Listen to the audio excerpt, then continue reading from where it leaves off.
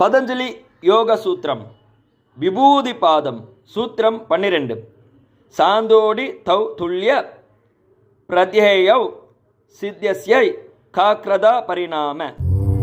மனம் எப்போது கடந்ததையும் நிகழ்வதையும் ஒன்றாக இருக்கிறதோ அந்த நிலை சித்தத்தின் ஏகாக்கிர பரிணாமம் எனப்படும்.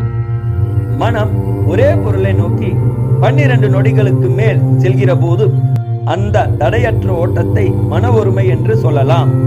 அந்த ஒரு முனைப்பாடு 2 நிமிடம் 24 நொடிகளுக்கு தொடுகிற போது அதுவே தியானம் எனப்படும். அந்த தியானம் 28 நிமிடம் 48 நொடிகள் தொடர்ந்தால் அது தாழ்நிலை சமாதியாகும். தாழ்நிலை சமாதி 5 மணி 48 நிமிடம் 36 நொடிகள் தொடர்கிற போது நிர்விகல்ப சமாதியாகும். மனம் ஒருமைப்பட்டு விட்டது என்பதை எவ்வாறு அறிவது? மனம் எத்தனைக்கு காலத்தை மறக்கிறதோ அத்தனைக்கு அது ஒன்றில் குமந்து விட்டதாய் அர்த்தம். அன்றாட வாழ்வையே எடுத்துக்கொள்ளுங்களேன். உங்களுக்கு பிடித்தமான ஆசிரியரின் நூலை ஆர்வத்துடன் படிக்கும்போது நேரம் போவது தெரியுமா என்ன?